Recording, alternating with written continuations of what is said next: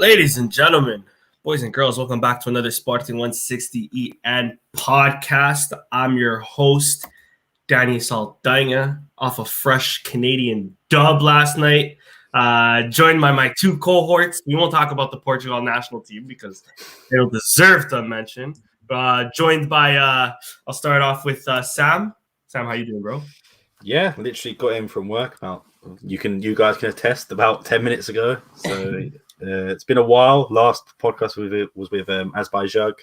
Didn't talk about any of the recent games, but if you haven't had a chance, give that one a watch. Probably one of my favorites ever. Just such a nice guy and answered every question. But yeah, happy to be back and happy to talk about the recent games that happened. Facts. And what a podcast that was, by the way, boys. Love that guy now. Legend. Absolute legend. And of course, joined by Christian. Christian, how you doing, bro?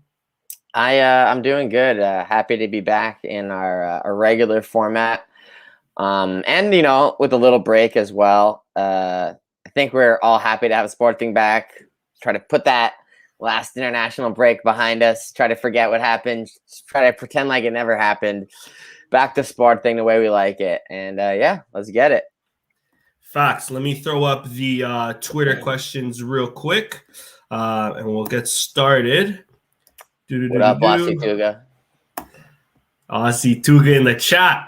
All right. First question comes in from our guy, Nuno Gabriel at Cativa Lince on Twitter.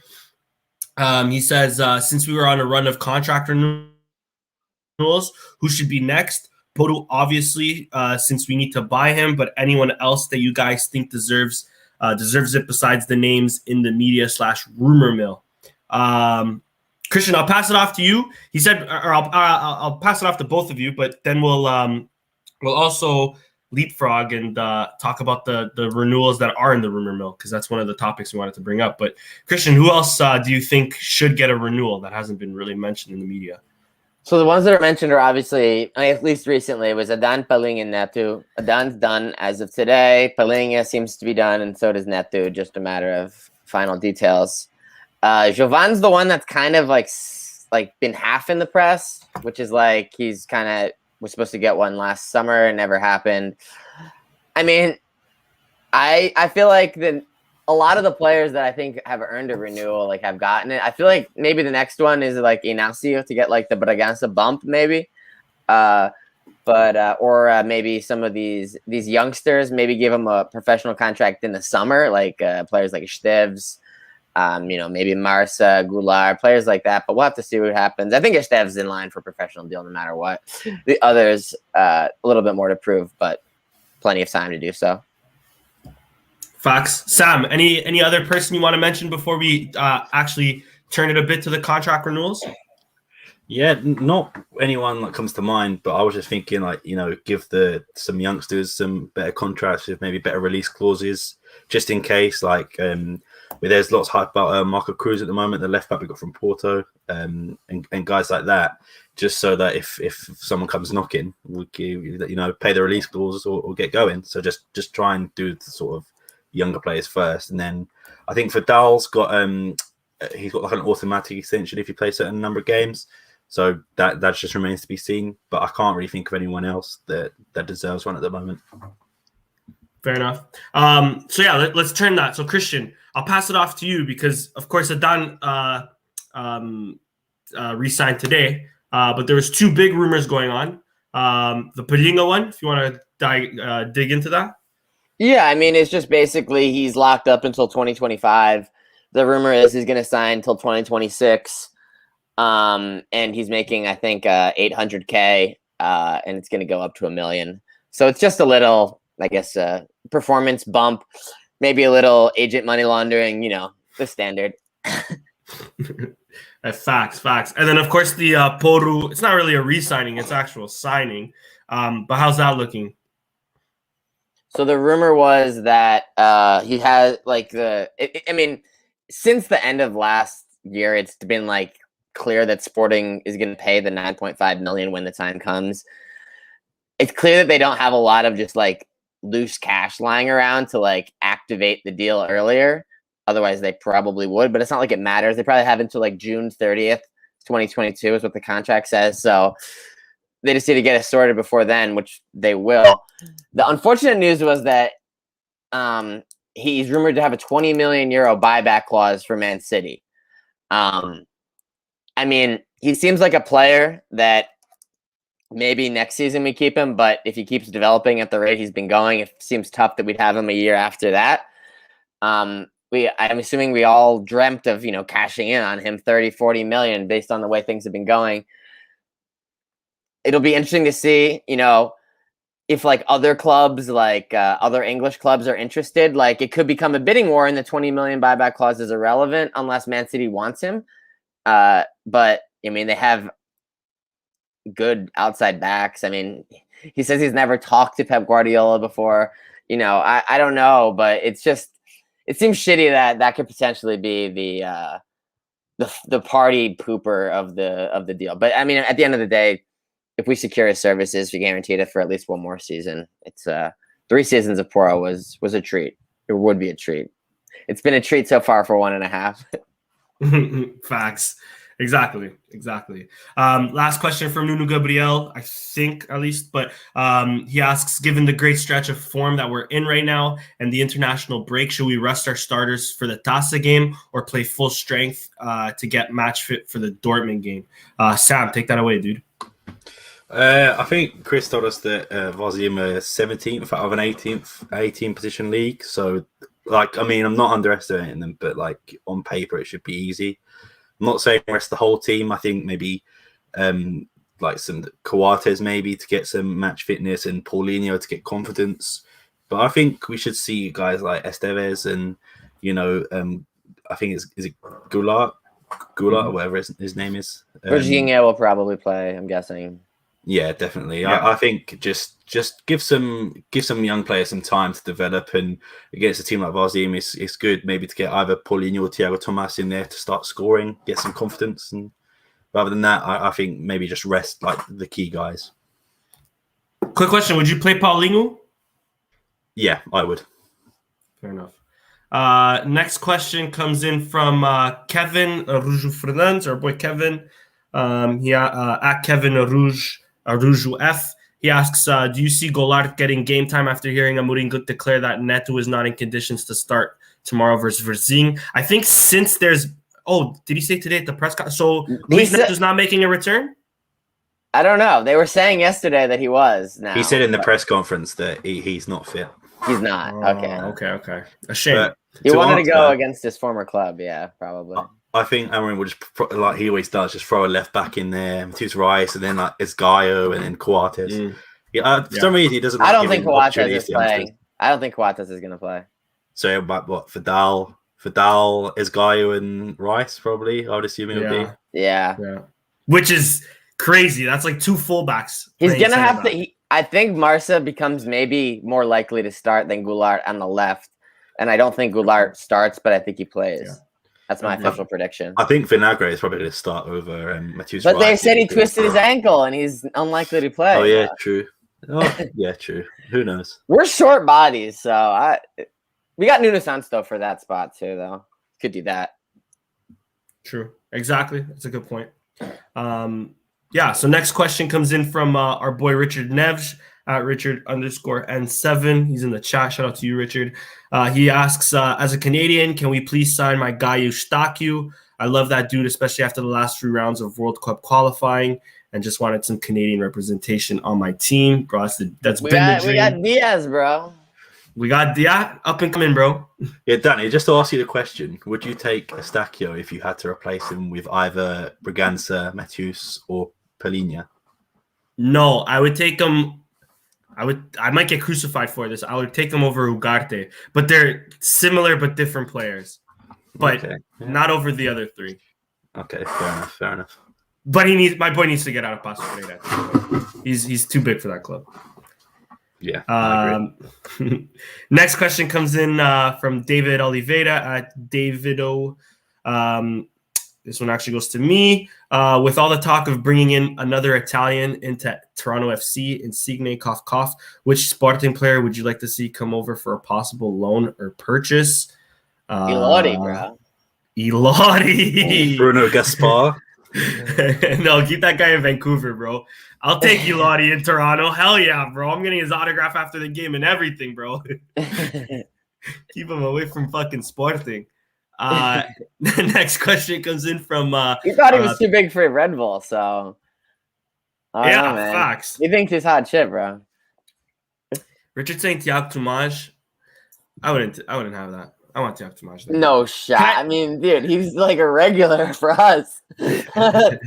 I'm trying to think of a player that doesn't get much burn, but like Pedro Marquez or Pedro Mendes to go. Yeah, exactly. I was thinking of like the loan deals. Yeah. Well, like maybe like the third backup was named Andre Paulo. So send him over there. A designated player. And you know what's funny? I was just thinking, like, if anything, Toronto needs a midfielder, and like Bataglia would maybe do a job there. Do they have a DP spot, bro? Designated player spot? I think they do. I think they have one. Yeah, there you go, right there, dude. Do they have one? Yeah, they have one. That's why they want Insigne. No, fuck that. All right, next question comes in from Pedro Lobo. What 11 do you think Amorim is going to start against Varzim, given all the absences, especially at the back? I mean, we've kind of tackled it, but let's give a definitive answer. So Virginia net, back three of, are we saying Reis, Fadal, Isgaio? Yep. Right wing, or right wing back, I should say. Esteves or Bodo? Esteves and Nuno Santos, I'm guessing. Yeah. Esteves and Nuno Santos, okay. Midfield, Ugarte Bragança? Ugarte can't No, play. Ugarte. He probably won't because he's gonna fly in like. Right, Uruguay. Yeah. So Bragança. So Mateus maybe off the Nunes? bench, Ugarte. Bragança. Tabata, maybe. Yeah, Tabata. That's dangerous. He never plays him in the middle though. He always talks about it and then like never actually does it. Yeah, good point. It'll probably be Nunes and Bragança. I think so too because Nunes didn't play for Portugal. But yeah, either or Tabata or Nunes. Yeah. Let's vote on one. Nunes or Tabata because Bragança is a guarantee. I'm voting Nunes. I think Tabata will get in, but not in that position. Yeah, maybe then Tabata on the right wing. Yeah. Tomas Paulinho. I would say Tabata, Tomas, and Jovan. Yes. Oh yeah, he said he wanted Jovan to rebound, so Jovan will probably start up top, or no, Tomas up top, and then Jovan on the left. Yeah, on the right. I'll agree with that, but I'm even thinking it might be Jovan, Tomas, and Paulinho. Possible. Because he does like Tomas on the wing. But I'll agree with Jovan for a definitive answer. Jovan, Tabata, and Tomas. Yeah. I think that would be the 11. Solid. Next question comes in from Liga Nós Turkey at Nós Football. He asks, do you think Sporting has a problem with winning against parking the bus teams? It's a good point, Sam. What do you think? I don't think it's just us. I think it's Benfica report have the same issue. It's just difficult. It's just in football. It's just difficult to break down those teams. There's a lot of them in Portugal that just want to defend and play for the point, and which is fair enough considering most of their league positions. But I think Porto have been doing well recently just because of how good Luis Diaz has been and Taremi and guys like that. Even Vitinha when he's played. I think Sporting and Benfica struggle the most, but I wouldn't settle it down just a sporting issue. I think it's just the way it is, unfortunately. I agree. I think honestly, more than just Sporting, I think Paulinho struggles with teams that park the bus because in the Champions League, the guy's he's flying. UEFA, man. But Paulinho has so many chances. Like we'll get into that is true. So many. Yeah. Like if he converted like half of them, he'd be like top scorer by miles because he just has so many. But he just either just kept trying to chip every single time. It was like chip again. It was like just fucking shoot, mate. Just lace it. Facts. That is true. And last question comes in from our guy Steph. Be sure to follow Steph if you haven't at Lion01JUL1906. How confident are you guys that we will win against Dortmund? I am 100%. Of course, the Dortmund game this time next week on a Wednesday. I'm going to be there representing. Facts. Sam's going to be there. So what are you thinking, Sam? How confident are you that we're going to win? I think it's going to be tight. I think it's either going to be like a really like boring like 0-0 and like late goal, like to make it 1. I don't know which team's going to win, but both teams pretty much need to win. It's winner take all, really. I mean, Dortmund can draw and still go through, I think, but or can they? The draw is more favorable to them. Mm-hmm. Yeah, because I think they already beat us once. They already beat us once. Yeah, so I have faith in, as Chris said, UEFA man to break us out. If Paulinho scores, I'm gonna go mental because that's crazy. But this is my first sporting game since 2018, so it's been quite a long time. So I'm hoping it will be a win. I hope I'm not like on the TV screen like Kevin was, like looking all sad after. I was gonna say, I hope you have better luck than me, bro. I'll try not to do like any sad reactions, like when the camera's near me. I'll always just like be smiling and everything, just so they won't pan into me. Random question, maybe you'll know though. Is Haaland back from injury? Is he expected to play?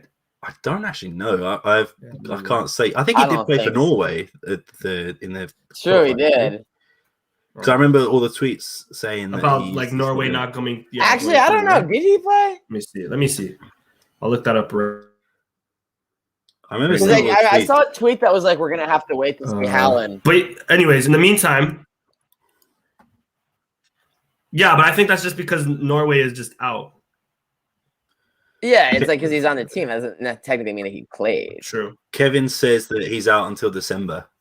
Yeah, he didn't play, bro. And Kevin also makes a good point. Last time, Kevin's going to Dortmund as well. Last time me and Kevin watched the game. Kevin, get away, bro. You're bad luck. Yeah, no Haaland in this Norway squad. So we should be good. I think they've got a few injuries as well. I can't remember if like the role players like Witsel and all of these lot. I think some of the role players might be injured as well. So it might just be like obviously Haaland's big miss for them, but they've got some of those players that might not play. So it might be in our favor, but then that could also be bad for us because more pressure and everything. So who knows? Facts. And I mean, regardless, Dortmund's bench is still pretty solid. So on their day, anybody can score. Anyways, Christian, how confident are you on the Dortmund win against Dortmund? Not 100%, but a solid like 45%.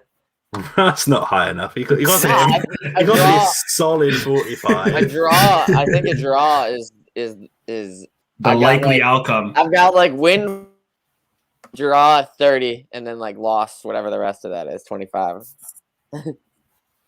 Yeah, I'm with you. Actually, I was gonna say the same thing. I'm like a 49% on. I guess a draw isn't catastrophic. It just makes our destiny not in our own hands, and it means we probably have to win in Amsterdam. Mm-hmm. Listen, I mean, I think I've asked this question on a previous podcast, but let me gauge your answers the same way. Would you guys feel? I mean, knowing that the likelihood of us progressing past the round of 16 in the Champions League is thinner than us actually progressing to maybe the quarter semis or even the finals of the Europa League. Let's say we don't get a result against Dortmund, knock on wood that we do. One, how bummed would you guys be?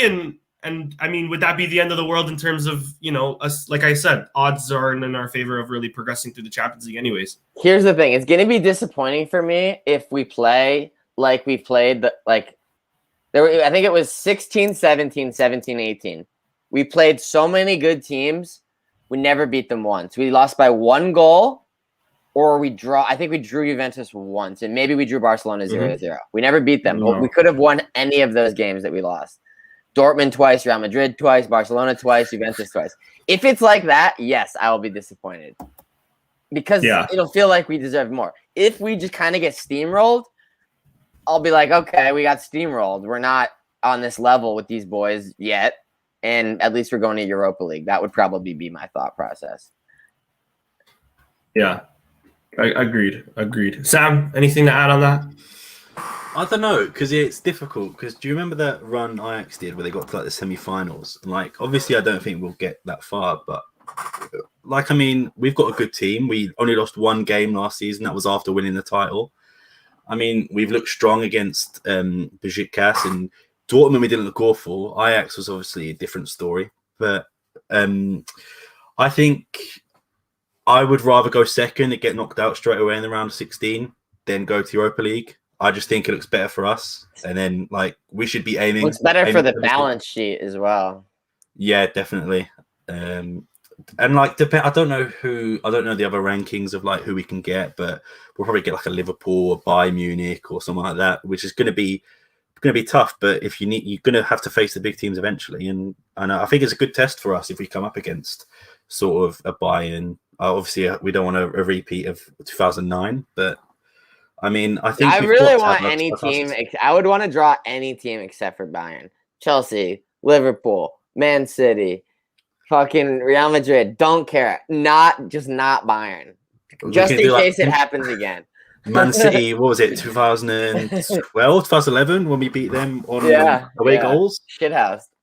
Yeah, fuck it. Let's do it again. Shithouse, obviously, if we were going to advance.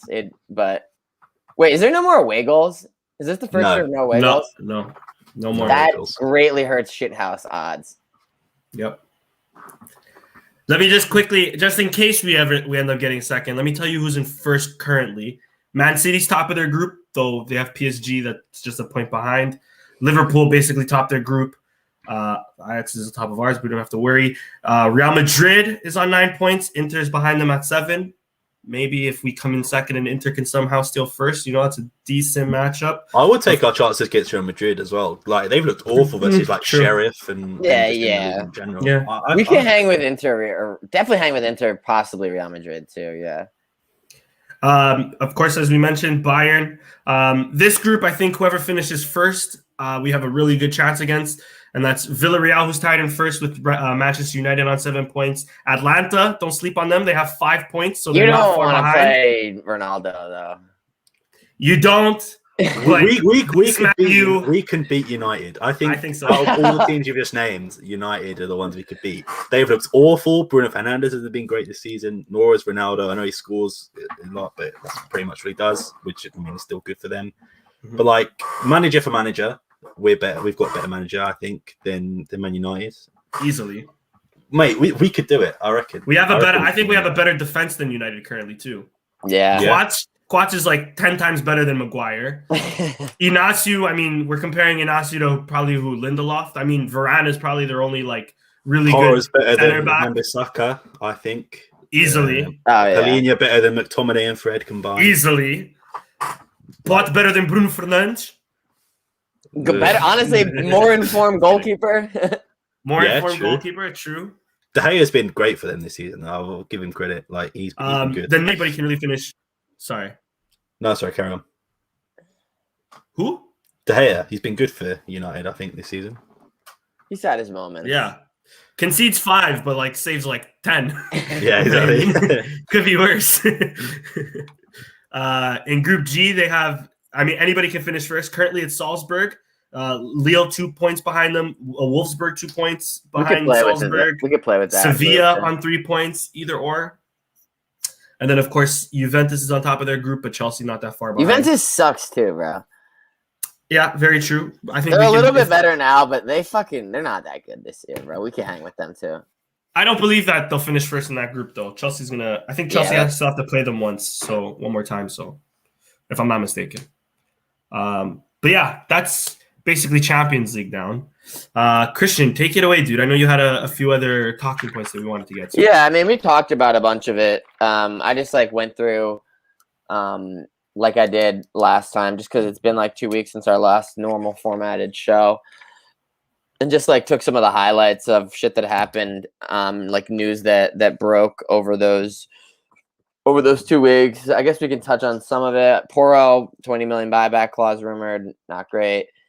This one is a shout out to Sam tweeting this. Sarabi was publicly thirsting over Wanda Icardi, as the fucking entire saga is going down. This dude is liking all her picks when he normally doesn't like them all. So savage mode engaged.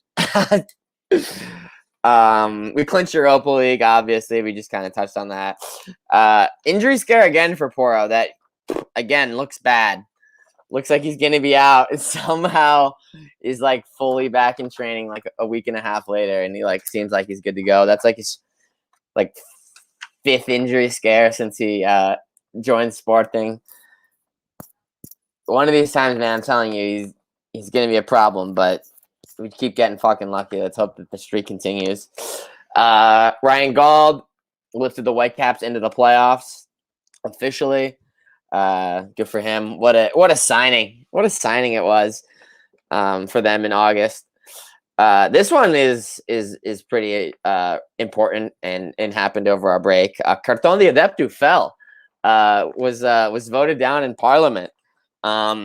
So I from what I understand, that there was two versions of the bill. There was like the PSP version, and then there was the Iniciativa Liberal version of the bill. And like, I think the liberal version was slightly more watered down. And like some of the restrictions are still in place, but the main part, the card itself, is gone. No comment from the Sporting admin. No comment from Miguel Braga. They never publicly supported it, so they never had to own up to it. But I think we all know that they definitely 100% supported it, but they're not on the record, so they're good to go. Don renewed today. Palinha and Neto rumored to be next. We touched on that. We beat Estoril 2-1 in a training match because there's no game.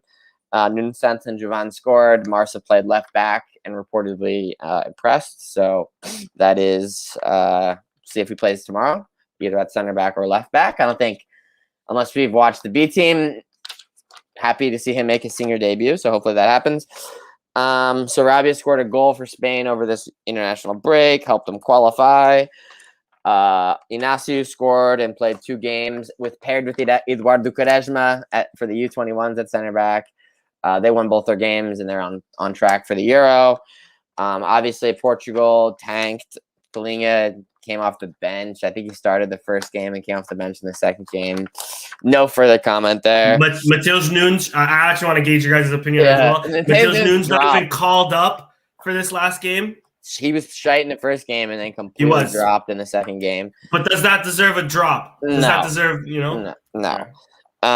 There were so many of them were shit in that Ireland game, and also just the shittiest game plan, just shithousing it and then leaving it all to the last game.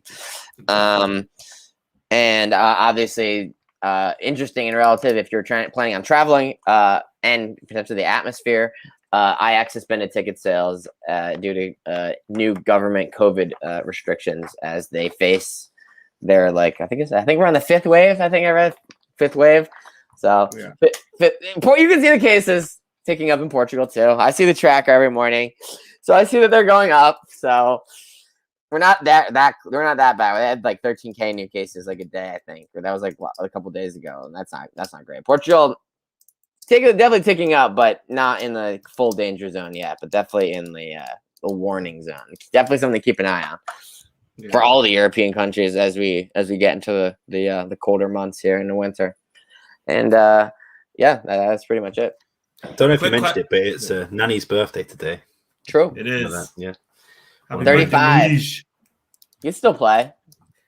Orlando made the playoffs. I know Lauren, who's in the chat, she's been worried that this is potentially Nani's last season. He could he's not done. He's not done. I don't think so either. I've been telling her that too. But she's convinced that he is. No. She was worried that the last game. He said today that he says he might ruling out returning to Portugal would be dumb, which means maybe what's his maybe he'll play for Quaresma Guimarães type situation could happen, maybe. I can only imagine he's making really good money at Orlando. Like, why would you want to go to how much would Guimarães really offer you? He also could re-sign with Orlando, which he hasn't ruled out. He said that he could. Fair. You go to Saudi, where the other guys are, True. or Qatar, and a good buck there. Yeah, so, honestly, he's not done. He's not done. I'm not sure if he's into coaching because the Arabic countries really seem like a hotbed for former players that want to take up coaching, as we see with Xavi and shit like that. It's like you do it, bro. So maybe a quick question on the Cartão Sócio. Maybe, I don't know if you have the answer to it. David, who is in the chat, he's going to Portugal. I believe it's in January. Long story short, he wants to see an away game against Vizela. How's that going to work? Is it easier for him now? Yeah, he's good to go. he doesn't have to have the card, obviously, because for up until like whatever match day 12, whatever we're at, all away tickets were cartón de adepto, I think, full stop. And then the last like 2 weeks they kind of eased that, and then they made it like 1/3 of the section because they were sick of probably selling literally 0 away tickets for every game. So they shrunk the sections in a lot of the stadiums, and that lasted about 2-3 weeks, and now it's completely gone. So just epic fucking fail. Sick. All right, let's talk about the games then real quick. Let me bring up the starting 11. We'll start with the Besiktas game as we'll go in order. Starting with, so Sporting had the Danenet, Fidel Kouachi Nasio in the back line with Mateus Reis and Poru at the wingback positions, Palhinha, Mateus Nunes in midfield with Sarabia, Paulinho, and Pot. Sarabia getting the fourth, Pot with the first two, and Paulinho, a gorgeous third goal, I must say. Sam, I'll start it off with you, dude. What did you think of this game? It was amazing to watch. Like, I know it was 4 on the first leg, but like it was just fantastic to watch. I thought every player was top form. Like you said, Paulinho with a great goal. Pedro Gonçalves was just back to his old self.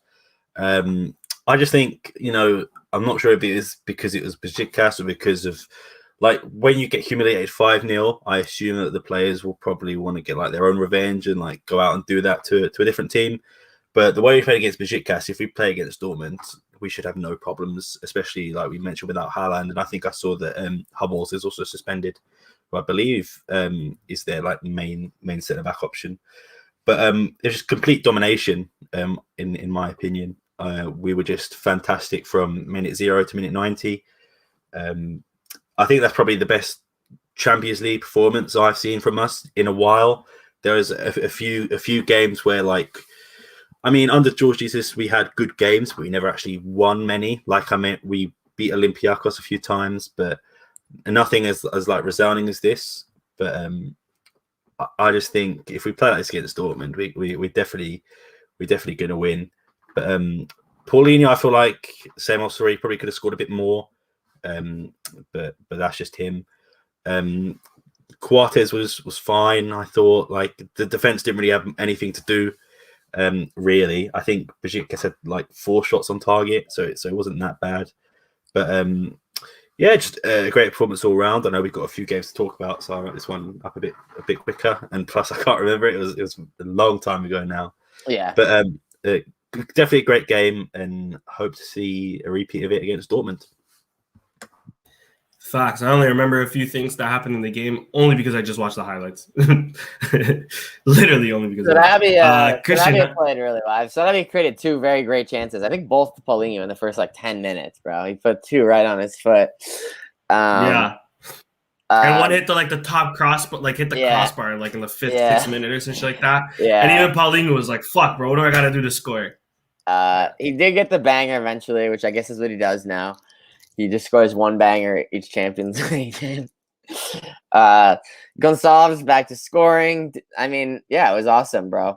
The midfield was good. Paulinho, world class.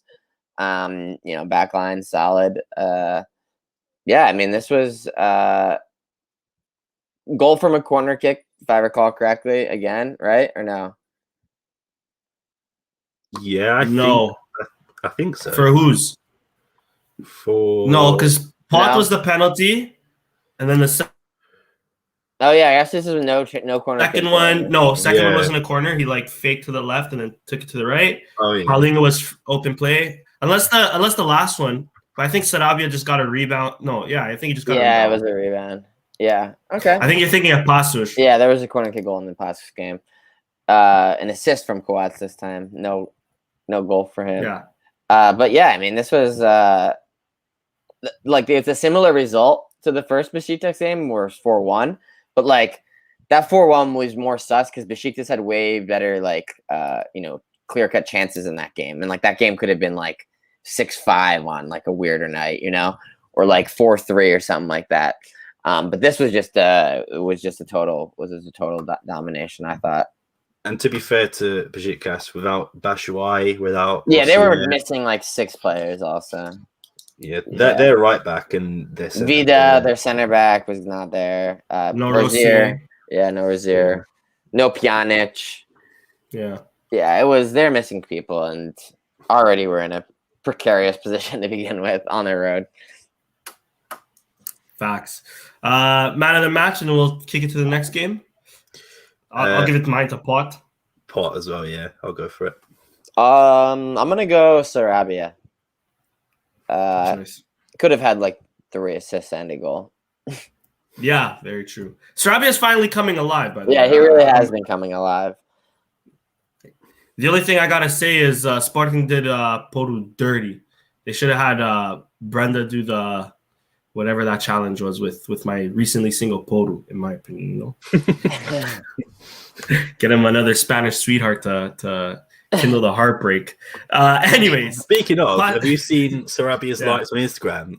On Mauro Icardi's, I don't know if his ex-wife or current wife, whatever's going on. They have a story of them like making out in front of the Eiffel Tower, bro. I don't know what the fuck they are. Every single photo that is like sort of revealing, Sarabia is in there. He's just like, it's like, come on. I think it's a girlfriend or a wife as well. It's like, come on, man.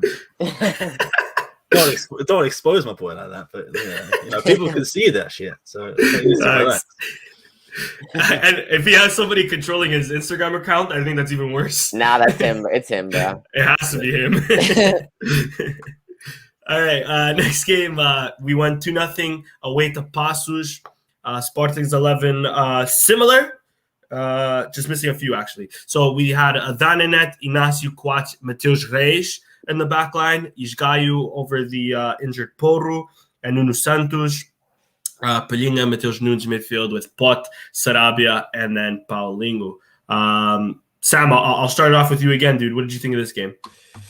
This one was a bit more frustrating, but I want to start off like, is the Matheus Reis slander over? Is he just an average player now? I think he just fits in, like average. Yeah, I wouldn't go any higher. Above average utility, man. He's god level, bro. What do you mean? Like, because he can play so many. He's average. He's definitely average. He can play so many. Like, I think he play centre back, left back, and he probably make a shift for like CDM, centre mid as well. So.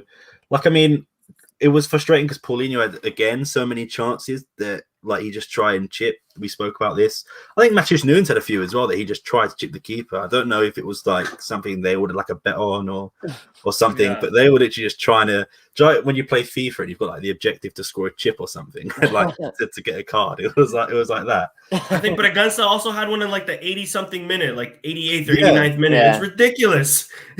These guys just did not want to score, but, like, eventually we did, and Pedro Gonçalves, again, seems to be, like, his hero ball self, like, we need a goal. Pedro Gonçalves is there to sort of give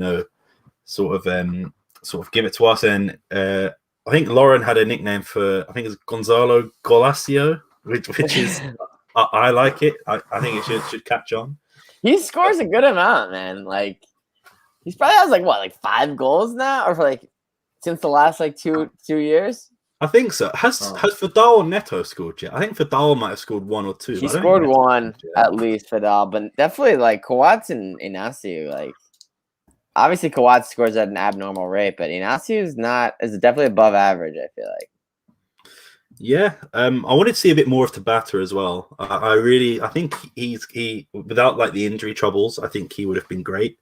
And I know he's like the cursed number 7 and all that, but I think he's still got time to sort of prove his worth. I mean, definitely good to come off the bench, but I'd like to see him start in a few more games. But other than that, a frustrating game all round, but it was still, I wasn't really scared too much by what Paços were doing. Like, I never thought the game was in jeopardy. But, these going to be one of these ugly wins. 3 points is 3 points. And glad we got there. Facts. I just searched it up right now. Gonçalves this season has only 2 goals. Fidal has none this season, but I know he definitely scored 1 at least last season. Let me quickly take a peek into last season. But take it away, Chris. What did you think of this game? Yeah, I mean, I thought that this game was probably our best league game, or our most convincing league win in a while. They didn't threaten enough. We were on top of the game the entire game. Plenty of chances. Never scored in the first half, but definitely could have. But right at the beginning of the second half, get the corner kick goal. And like, I never really thought it was in doubt after that. It was just a really solid win. I thought as Guy, I thought he played well. What do you think about your boy Antunes? Dude, Antunes was swinging in some dangerous balls with his left foot. I thought, I feel like they were most dangerous when he was just like putting them into the mixer with his left foot. Like he definitely was like among the like top 3 out there for them, I would say. He got a 5.3. I was thinking it might have been high. Goal point, he is the second best. No, he's like the third. No, never mind. Yeah, I just seen a 5.4.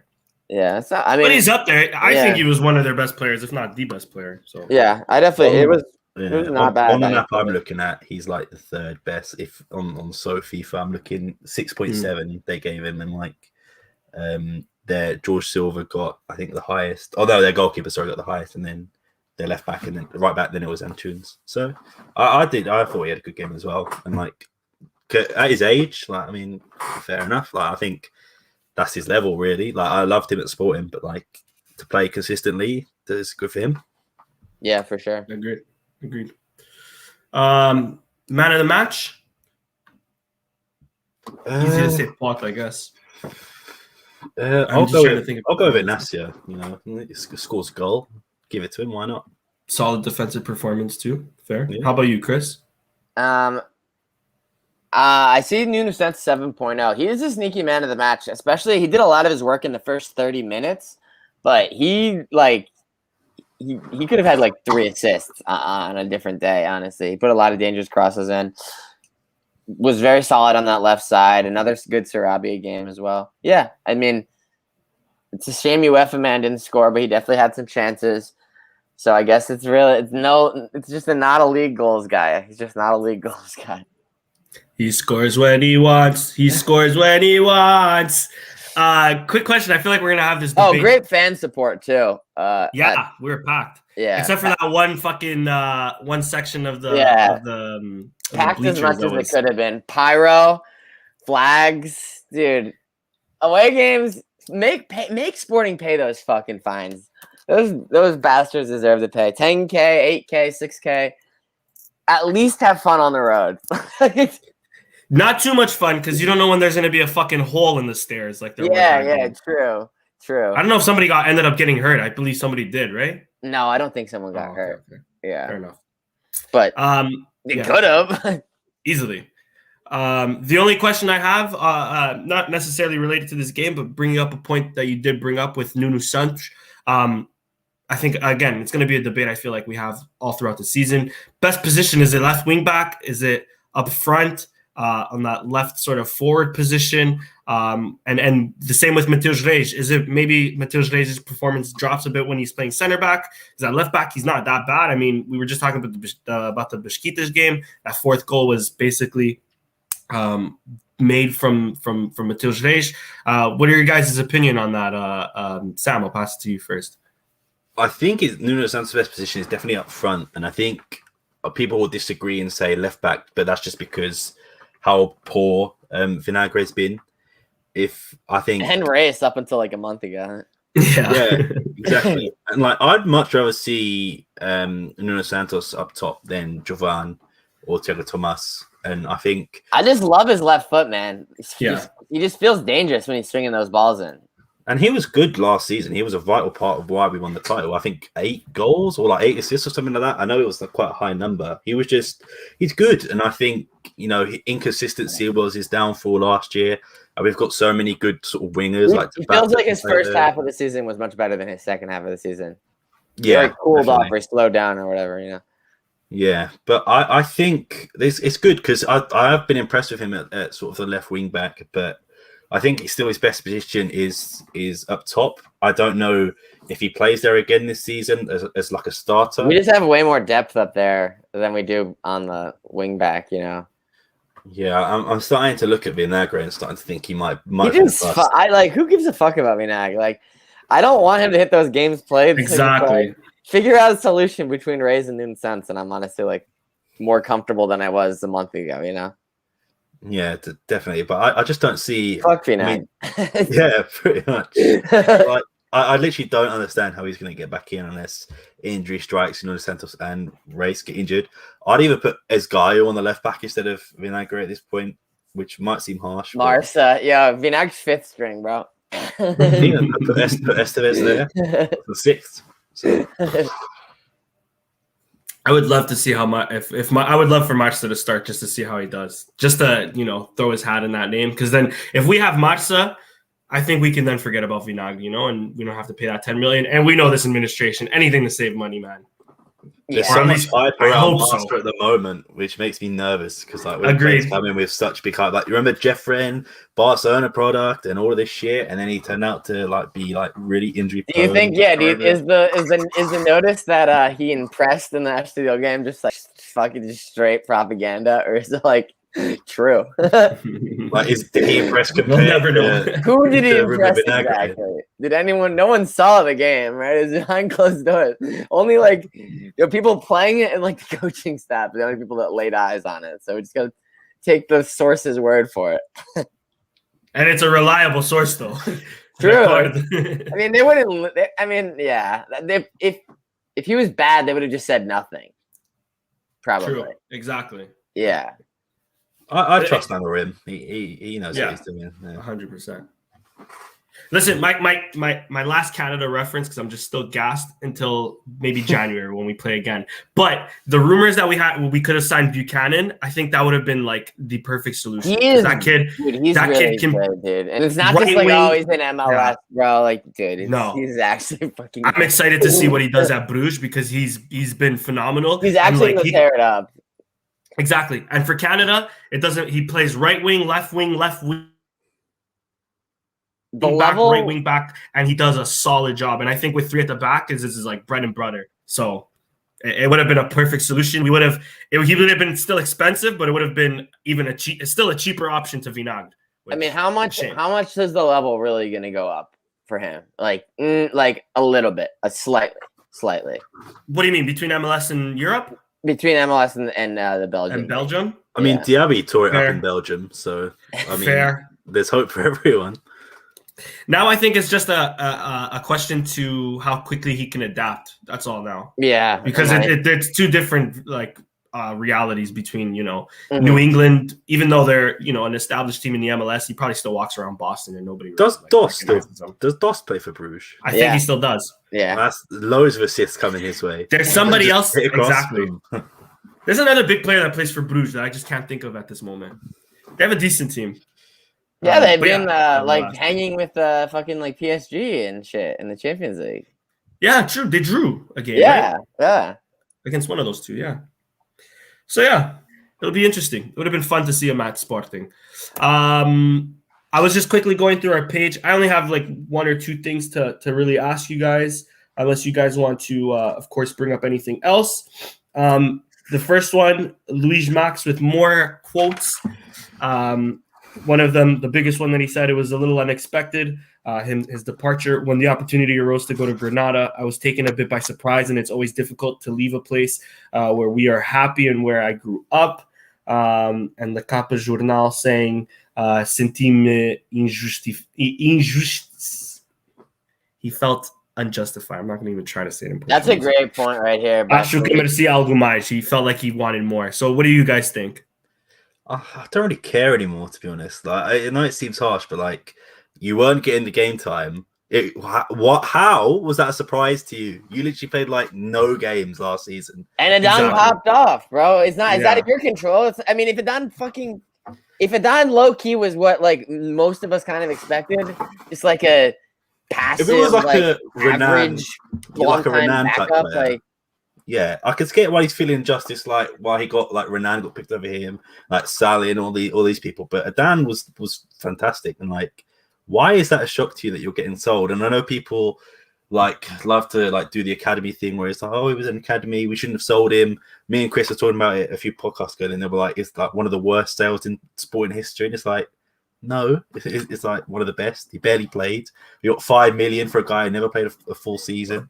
It's probably going to get relegated with Granada. So Gonna have to find another new club. He might survive. They've been a little better recently, but they're still like what? Probably like 1 point from safety.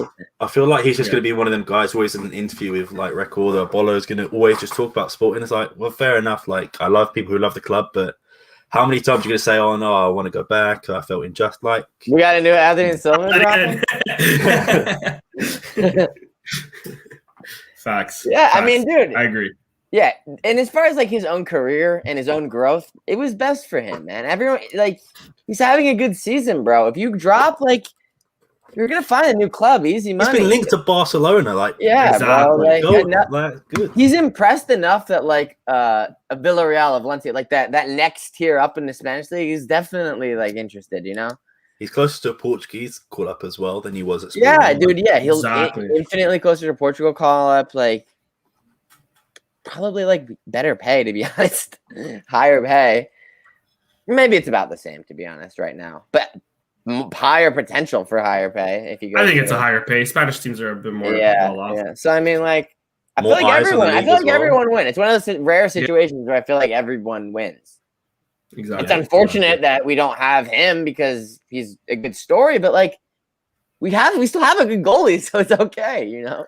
And was he ever that good? When you watched it, we were like, oh, this guy's a future. We're like, No, I was never this kid's convinced. He was Yeah, good, same. yeah, but he never he like was, he wowed was me. all right. Like, he wasn't great. He wasn't good. He had to wasn't come bad. in a couple Room for times. improvement for sure. I thought he was a decent keeper though, but room for Yeah, improvement no. for sure. Yeah. Like I mean, he's definitely like grown into the starting role for Granada, but like based on last season, I would have felt slightly uncomfortable. Like if he was the guy for us, you know, defending the title, going to the Champions League, it's like, is this guy ready? One thing I remember is coming out in corners, he was pretty shaky. So that's another thing. He was good on his feet, but I mean, I'd rather a keeper be shit on his feet than fucking shaky on corners sort of thing. Yeah. Last thing, and Rui mentioned it as well, came out today. Sporting looking to provide Ruben Amorim with a center back in January. I was telling our boy Matt Paiva, you know, Sporting clearly needs some goals in the squad. Our center backs score all our goals, so it only makes sense we buy another center back. I'm not mad at it though. I do think we definitely need a center back. What do you guys agree? Do you think center backs are top priority? Should we look for a striker? Because as we know, there's only really two.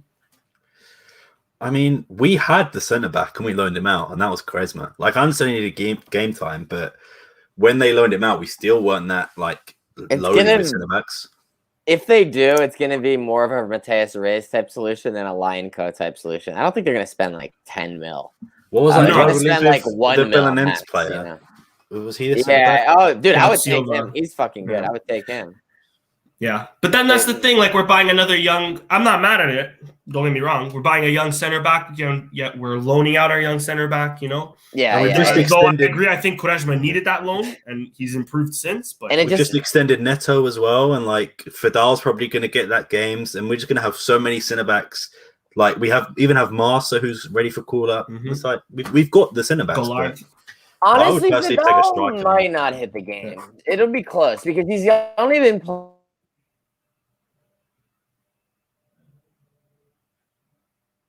Is that me or Chris? Nah, that's Chris, I think. Yeah, Wait, there he is.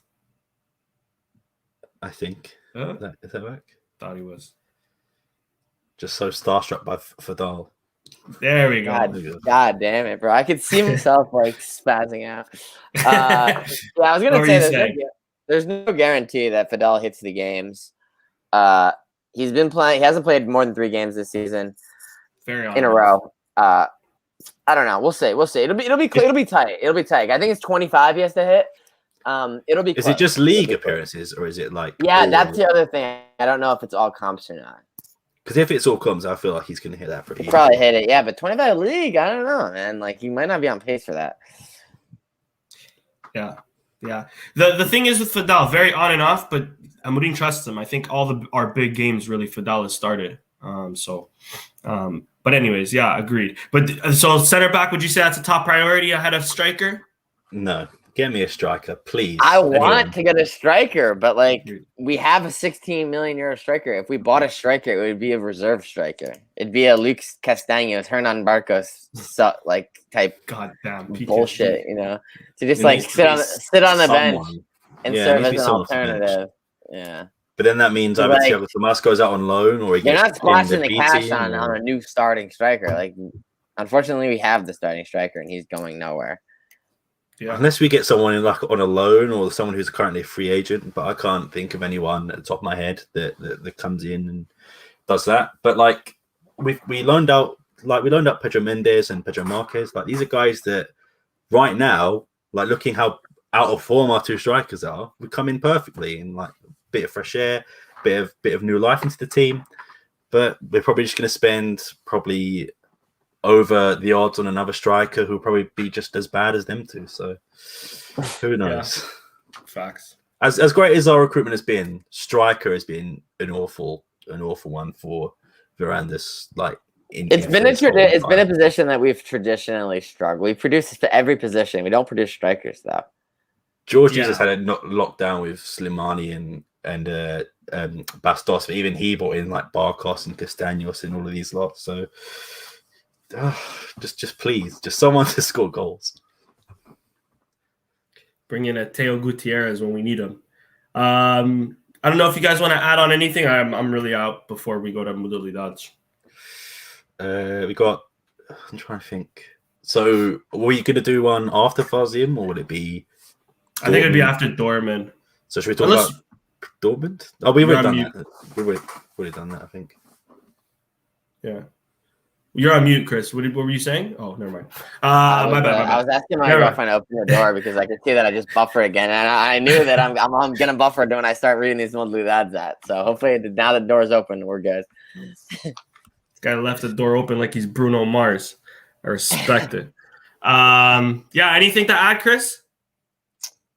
No. I think that we covered everything from the last 2 weeks as far as the sport thing in the first team and everything is concerned. Sweet, perfect. Take Modalidades away then. We've got a lot. So as I've been doing the Modalidades more, I started adding a new thing. Like, the score of the game it means less if you don't know the context. So I'm going to tell you where we are in the league and how the table's looking also to add additional context to the story. It's like, oh, the ladies won 4-0. What does that mean? Like, I guess that's good, right? But I'm going to add additional context. And I didn't get any requests for sports that I'm not covering. So I'm just going to keep rolling with what I got here. So I'm going to do handball. So this is over the last 2 weeks. So a lot of these teams have played at least 2 games. So for handball, the league, we won 2 games, 35-25 against Boa Ora, and 30-27. We beat Benfica in the derby this past weekend. So we're first in the league. We're 9-0, and we're tied with Porto, who's also 9-0. And then today for handball, we lost our European League game against Nimes, a French team. So we're 2-1. Looking, I think the top 4 of 6 in the group advance. So we're looking good. So handball, good. Basketball, lost today against Ionikos in their last FIBA Europe Cup group match, but we already clinched in the last game. So basketball's had a couple games. We beat Antwerp Giants, who beat us in the first game, 77-53. And then we went to Azores in the league and beat Lusitania 89-83, which is a pretty close league game for us. Then we won another FIBA Europe Cup game, 75-68 against Belfius Mons Hainaut. So we swept them. And then we obliterated Gimenez in the league, 99-62. So we are through in our FIBA Europe Cup group, possibly first, most likely second. And we are 6-1 in the league. Ladies played their last game of the regular phase. So I think the table splits now, and the top half goes into championship bracket, and then the bottom half goes in the relegation bracket. So we had 2 games for them: 4-0 win against Atletico and 8-0 win against Amora this past weekend. Hockey and patins. We've had 2 league games. And now that they're on break for the Euro, so there's no hockey games. Or there wasn't one this past weekend, and I'm guessing there isn't one this coming weekend. 5-4 against Mariennes win and 6-3 against HC Turkel. We are in third place, and we're 6-1-1. So U23s not going well for the U23s or the B team. U23s are in fourth. They're 3 points off the playoff round, so I think it's like top 6. So last year we didn't end up making it. I don't even remember. We were flaming them because like you go into it, if you don't make the playoff round, you go to the Taça Revelação, which is just kind of just like just a made up game. The games don't matter. They don't mean anything. They just called it something rather than just calling it like scrimmages. Consolation playoffs. Yeah. So hopefully we can fucking be playing for something this in like the last couple months of the season. So we're only 3 points off that. But yeah, 3-0 loss against Bologna Sad was our last result. Shocking PK given for Bologna Sad against Sporting. B team 10th out of 12 in the Terceira Liga. 7 points off the playoffs for that. Our last 2 results, 3-0 loss to Amora and 2-0 loss to Union de Leiria. Not good. UEFA Youth League, we lost 2-1 to Besiktas in our last game. We're in third in the group. 2 matches to play. Dortmund Ajax have 7. We have 5. Besiktas has 3. Group's pretty wide open. But as of now, we squandered an opportunity to go top of the group by beating Besiktas. Volleyball, not going good. I mean, it's going okay. We lost to Benfica today, 3-1. We beat São Mamed 3-0, and then our game before that, we lost to Fonte Bastardo 3-0. Fonte Bastardo's in first place. I think they're 8-0, or I think they're like 10 or 9-1 maybe. We're 7-3, and we're in fourth. And Benfica has like 2 games in hand on us, and I think we have 1 point more than them, so not great. And then futsal.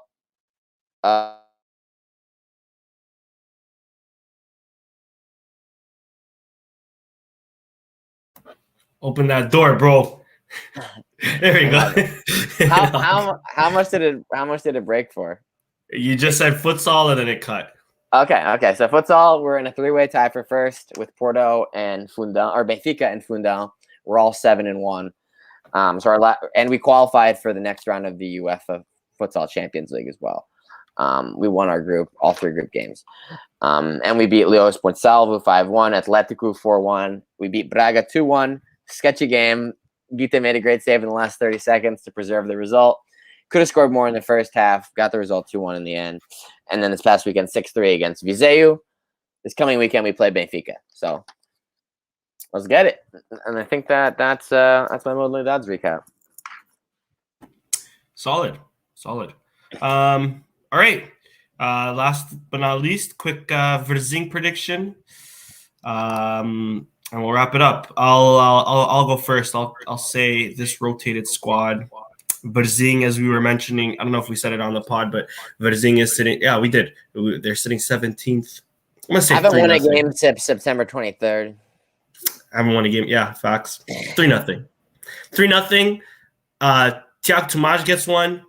I'm gonna say. Fuck, it's so tough to say. I want Bragança to score one, so I'm gonna say Bragança. And honestly, Paulinho comes off the bench and scores one. I'm throwing that out there. All right. Whoever wants to take it next. I'll go. I'm going to go the opposite. I think it's probably just going to be like a 1-0 boring game. And because you predicted Thiago Tomás to score, I'm not going to. I'll go. I have confidence in my boy Matheus Rice. I feel like he's going to get in there. And you were just calling him average. He's going to score the winner? Average players can score goals. That's true. 90th minute winner. No, I think it would just be like a 1-0 scrappy game, as most of these games are. I think we're actually going to batter them. I'm going to go 4-0. Thiago Tomás brace, Tabata goal, and Mateus Nunes goal. I like it. All right, that's our podcast. I think it's 1:30 2. Should we do Dortmund predictions as well? Or? Yeah, might as well actually. Good point. Yeah, Good while point. we're here. Damn, I don't want to go first. Sam, you go first. You're gonna be there at the game. Take some 6 pictures for us. I will. I'll upload loads to the 160 account. But Sick. I'm gonna go 2-1. Dortmund are gonna score first, I think. Then probably Kawhi's from a header, and then UEFA man, 90th minute, bang, send us through. I'm calling it 2-1. Paulinho and Coates. Love that. I don't think UEFA man has the cojones for that, but I love it anyways. Go ahead, Chris. I'm still thinking. I was actually thinking 2-1 also. Yeah, I am gonna go 2-1. I not come from behind though. 1-0, 1-1, and then 2-1. And I'm gonna go UEFA man and Kawats. Oh, the inverse order. And it won't be a 90th minute winner. It'll be a corner, like a 67th minute corner. Will be the Kawats goal. We'll be shitting our pants towards the 90th minute because they're gonna almost score a goal. Yeah. I'm gonna be that guy and not predict a win. I'm gonna predict a draw. I'm gonna say he knows I'm going out there and wants to predict a draw. No, I just know if I predict a win. No. I know how. I'm just trying to jinx it. No. Now that I said it out loud, I'm fucked. But I'm gonna say a 2-2. If it means anything, my bets have never hit. So, like at all, my bets have been garbage this last like fucking century. Are you gonna bring out? Is it the red sweater you used to wear for good luck? That's been bad. It's not worked. It's not worked this year. No? Okay, it's retired. It was a 1-year thing. Oh, okay. I'll try it out though. We'll see. No, do not try out for that game. Try out for Varzim. Yeah, true. We'll test it out. We'll test the waters for Varzim then. I'll wear it tomorrow, and then if it works, then I'll wear it Wednesday. But all right, I'll go with the 2-2, and I'm gonna say, you know what? I'm gonna go with the same combination as you guys, Mr. Champions League. He scores when he wants, and our best striker according to FM 22 Quatch. All right. Rest in pieces. It's somewhere though. Yeah, guys, make sure to follow us, subscribe on YouTube as of course. Follow us on Twitter. We actually hit 5,000 followers this week or last week. So shout out to you guys. Appreciate the follow. Appreciate all the love that you guys always send us on Twitter. All that good stuff. Follow us on Facebook and all that. We'll see you guys soon. Yeah, Viva Sporting.